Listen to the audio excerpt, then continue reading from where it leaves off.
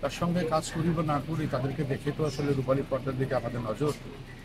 তারা যে সময় কাজ করেছেন এখনো এখন অবধি তারা যেইভাবে সহকারী শিল্পীদের সঙ্গে জুনিয়র সিনিয়র সমস্ত শিল্পীদের সঙ্গে যেভাবে আধ্যাত্মিকভাবে চলাফেরা করেন এবং আধ্যাত্মিকভাবে মেশেন, তাতে করে আর কিছু পাওয়ার আশা করি না এবং অনেকেও ইচ্ছে বেশি আশা কিছু করেও না।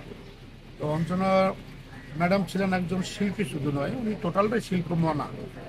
ছোট হোক, বড় হোক, বৃদ্ধ হোক, বাচ্চা ছেলে হোক, বাচ্চা যাই হোক, সবার সঙ্গে উনি একদম মন খুলে কথা বলতেন, অন্তর দিয়ে কথা বলতেন এবং কখনো হাসি ছাড়া কথা বলতেন না।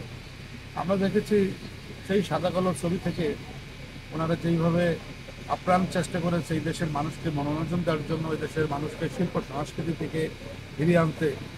উনি মৃত্যুর, আমি জানি যে উনি খুব ভালো নৃত্য করতেন। ওনার সঙ্গে আমার চলচ্চিত্র একসঙ্গে না হলেও মঞ্চ অনেক করা হয়েছে, অনেক বড় বড় প্রোগ্রামে তার সঙ্গে আমার দেখা হয়েছে এবং সে আমাদের গান ডিরেক্টর ইউসুফ ভাই, তারা দুজন মিলে অনেক কোরিওগ্রাফি করেছে, ডান্স করেছে, আমরা দেখেছি। আসলে কেউ সবাই চলে যেতে হবে বা সবাইকে যেতেই হবে এটাই সত্য, কিন্তু হঠাৎ করে কেউ চলে যায় আসলে এটা মানে খুব কষ্টের। তারপরে এই কষ্টটা তো মেনে নিতেই হবে। দোয়া করি আল্লাহ পাক তাকে জন্য ওই পরে ভালো রাখেন। অনেক স্মৃতি আছে। আমরা একটা প্রোগ্রামে যাচ্ছি গত কোরবানিদের পরে, এটা সিরাজগঞ্জ একটা হল প্রোগ্রামে।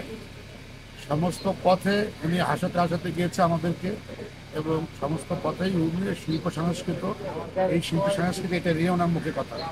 এবং যখন খেতে বসতাম, শাহিন এটা খেও না, এটা কিন্তু ভালো না, এটা তুমি দেখে খেও, এটা করো না, এটা কিন্তু ভালো না, এটা দেখে করো। এই যে শাসন করা, আমাদের একজন অভিভাবককে আমরা হারালাম, একজন মা হারালাম, একজন বোন হারালাম, একজন আমাদের চলচ্চিত্র অভিনেত্রীকে হারালাম, এটাই সবচেয়ে বড় কষ্ট। একজন শিল্পী, আমি এইভাবে বলি, একজন চলচ্চিত্র শিল্পী তার এই চলচ্চিত্র বিএফডিসি, এখান থেকে তার পরিচিত শুরু হয়। এবং আপনারা দেখবেন যে এখন অনেক বৃদ্ধ অভিনেতা অভিনেত্রী বা প্রফেশনাল যারা একসময় কাজ করতেন, এখন কাজ করার মতো শারীরিক অবস্থা নাই, তারপরেও কিন্তু এফডিসিতে আসে। এটা তাদের আত্মার সঙ্গে মিশে গিয়েছেন। এবং ব্যক্তিগতভাবে আমি কিন্তু সময় বলে এফডিসিতে আসি, কাজ থাকুক সে না থাকুক।